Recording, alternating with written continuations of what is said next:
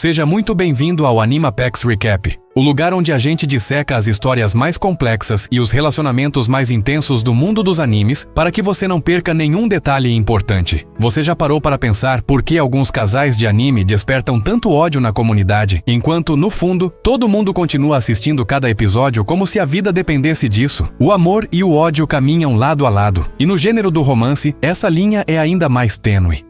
Hoje vamos mergulhar em uma análise profunda e didática sobre os 5 casais mais odiados dos animes, mas que, por algum motivo psicológico ou narrativo, você ama secretamente ou simplesmente não consegue parar de acompanhar. Vamos entender a mecânica por trás dessas dinâmicas tóxicas, polêmicas ou simplesmente mal compreendidas que mantêm a audiência grudada na tela, transformando o ranço em um entretenimento de alta qualidade. Prepare-se, porque vamos analisar desde clássicos shonen até romances de nicho, explicando o porquê de cada um desses pares ser um fenômeno de audiência e crítica ao mesmo tempo. Para começar nossa análise com clareza, precisamos entender o conceito de conflito narrativo. Em qualquer boa história, o casal não pode simplesmente ser feliz do início ao fim, pois isso eliminaria a tensão. No entanto, alguns autores levam isso ao extremo, criando o que chamamos de casais de polarização. O nosso primeiro exemplo icônico é, sem dúvida, Sakura Haruno e Sasuke Uchiha, de Naruto. Este é, talvez, o casal mais debatido da história dos animes. A razão do ódio é clara e didática. Durante quase toda a obra, a relação é unilateral. Sakura demonstra uma devoção inabalável, enquanto Sasuke, movido pelo desejo de vingança e pela escuridão, chega a tentar tirar a vida dela em múltiplos momentos. Para o espectador que busca uma lógica de relacionamento saudável, isso soa absurdo. Contudo, por que você os ama ou, pelo menos, se sente compelido pela história deles? A resposta está na resiliência emocional e no arquétipo do Redentor. A jornada da Sakura representa a esperança inabalável de que o amor pode trazer alguém de volta da luz, enquanto a jornada de Sasuke é sobre a aceitação de que ele possui laços que não podem ser cortados. Quando eles finalmente ficam juntos em Boruto, há uma sensação de fechamento de um ciclo de décadas. O público ama a ideia de que o amor sobreviveu ao pior cenário possível, mesmo que na prática o caminho tenha sido cheio de espinhos e decisões questionáveis. É a vitória da persistência sobre a lógica, e é isso que gera o engajamento massivo. Avançando para um cenário mais moderno e focado puramente em romance, encontramos o casal Kazuya Kinoshita e Chizuru Mizuhara, de Rent a Girlfriend. Se existe um protagonista que testa a paciência do espectador, esse alguém é o Kazuya. O ódio aqui não vem de uma vilania, mas da indecisão e da falta de autoestima. Kazuya é o mestre em dar um passo para frente e 2 para trás, gastando fortunas em encontros de aluguel enquanto se enrola em uma teia de mentiras com sua família. A Chizuru, por outro lado, é vista por muitos como fria ou excessivamente profissional. Então, por que esse anime é um dos maiores sucessos de retenção e vendas? Didaticamente falando, o autor utiliza uma técnica chamada recompensa atrasada. Cada pequeno momento de sinceridade entre os dois. Cada vez que a máscara de namorada de aluguel da Chizuru cai por um segundo, o espectador sente uma descarga de dopamina. Você odeia o Kazuya porque ele reflete as inseguranças mais profundas que todos nós temos em algum nível, mas você ama a dinâmica porque ela é um simulacro da vida real, onde as coisas não se resolvem em um estalar de dedos. A complexidade do querer mas não poder mantém a audiência teorizando e esperando pelo beijo que parece nunca chegar. É o exemplo perfeito de como a frustração do público é usada como combustível para a longevidade da série. Mudando o tom para algo mais sombrio e psicológico, precisamos falar de Mami Nanami, uma personagem que manipula outras pessoas. Embora ela não seja o par final, a dinâmica de ódio que ela gera é essencial para o funcionamento do romance principal. Mas vamos focar em um casal que realmente divide opiniões por sua natureza obsessiva. Yuno Gazai e Yukiteru Amano, de Future Diary. Aqui, o ódio nasce do perigo. Yuno é a definição de yandere, uma personagem que ama de forma violenta e possessiva. Yukiteru, por sua vez, começa como um protagonista covarde que usa o amor de Yuno apenas para sobreviver.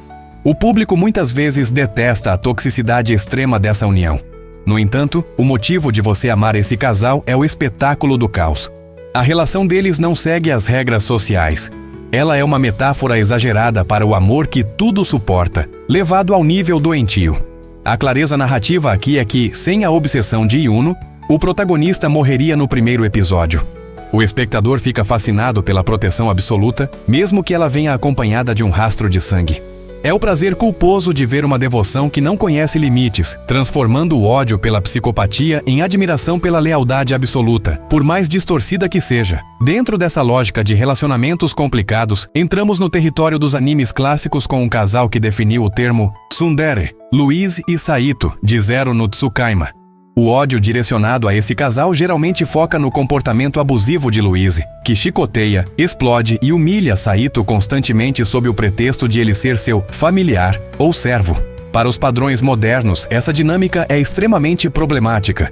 Mas por que esse anime ainda é lembrado com carinho e considerado um pilar do gênero isekai de romance? Porque ele trabalha o conceito de pertencimento. Saito, apesar de todas as brigas, encontra em um mundo desconhecido alguém que, apesar de tudo, o coloca no centro de seu universo. A evolução de Louise de uma nobre arrogante para alguém que está disposta a sacrificar sua posição social por um plebeu de outro mundo é uma jornada de crescimento que ressoa com o público. O ódio inicial pelas agressões cômicas acaba sendo substituído por uma compreensão da imaturidade de ambos. Você ama esse casal porque eles representam o amadurecimento forçado pelo amor, onde dois indivíduos imperfeitos precisam aprender a se respeitar enquanto enfrentam guerras e intrigas políticas. É a clareza de que ninguém nasce sabendo amar, e que o processo pode ser doloroso e às vezes visualmente exagerado para fins de comédia. Não poderíamos deixar de fora um dos casais mais controversos dos últimos tempos, que gerou debates acalorados em fóruns de todo o mundo: Subaru Natsuki e Emilia, de Re:Zero. O ódio aqui é direcionado em grande parte pelo famoso Teen Ram. Quando Subaru rejeita a declaração de amor mais pura e sincera da história dos animes feita por Ram para reafirmar seu amor por Emilia, metade da internet entrou em colapso. O ódio não é necessariamente contra o casal em si, mas contra a escolha do protagonista. No entanto, didaticamente, a relação entre Subaru e Emilia é o coração pulsante da obra. Subaru ama uma versão idealizada de Emilia no início, e ele precisa morrer centenas de vezes para entender que ela é uma pessoa real, com falhas e fardos pesados. O público ama essa relação porque ela é construída sobre o trauma e a superação.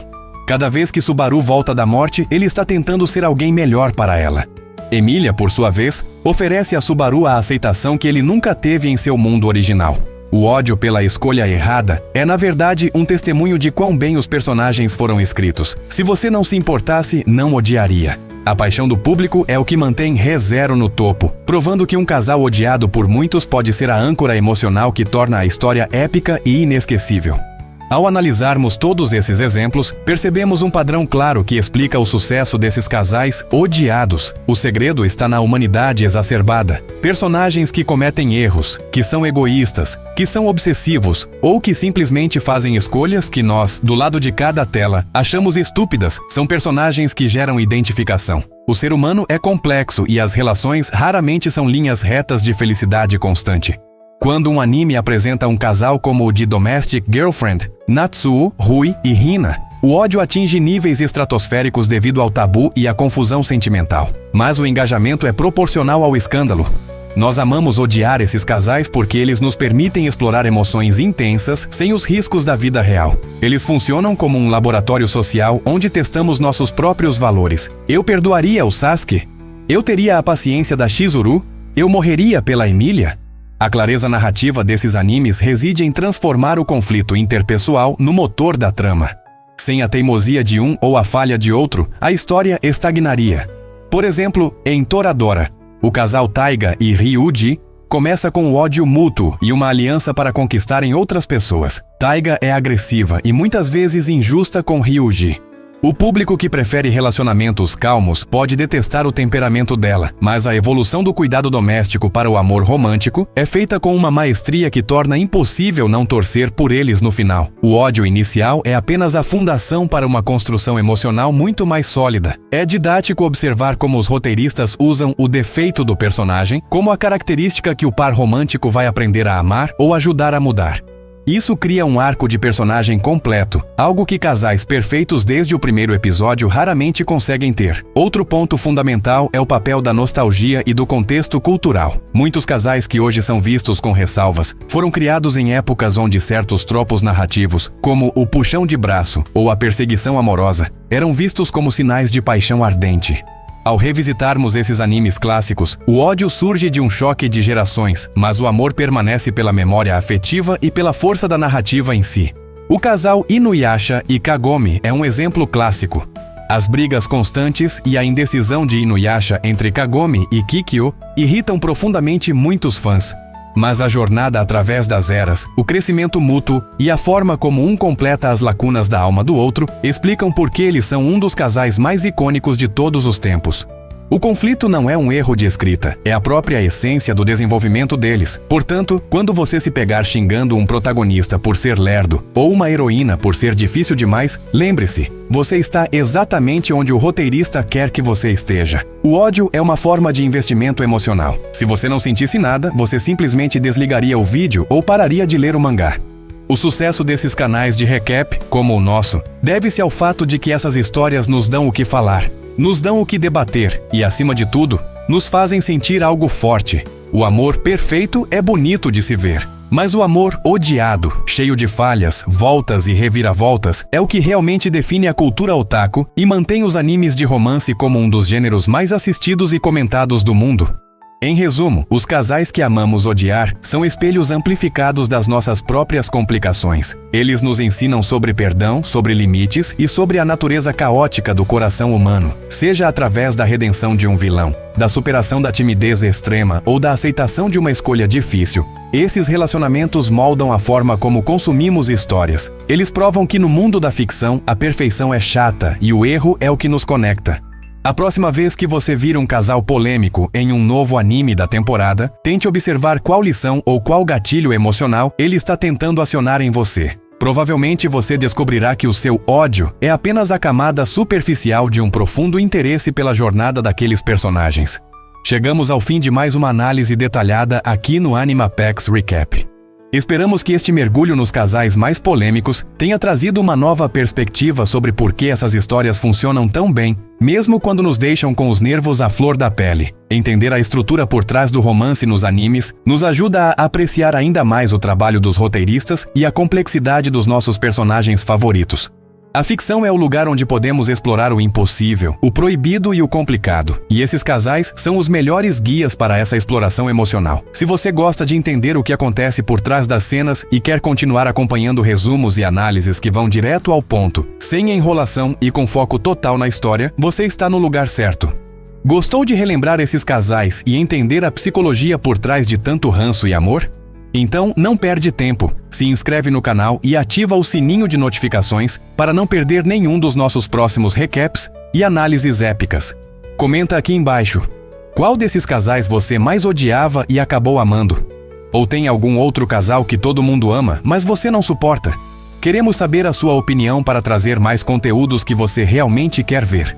Muito obrigado por assistir até aqui. Sua audiência é o que nos motiva a continuar dissecando o universo dos animes de forma rápida, clara e objetiva. Nos vemos no próximo vídeo do Animapex Recap, onde a história nunca para e a emoção está sempre em alta. Até a próxima, otaku!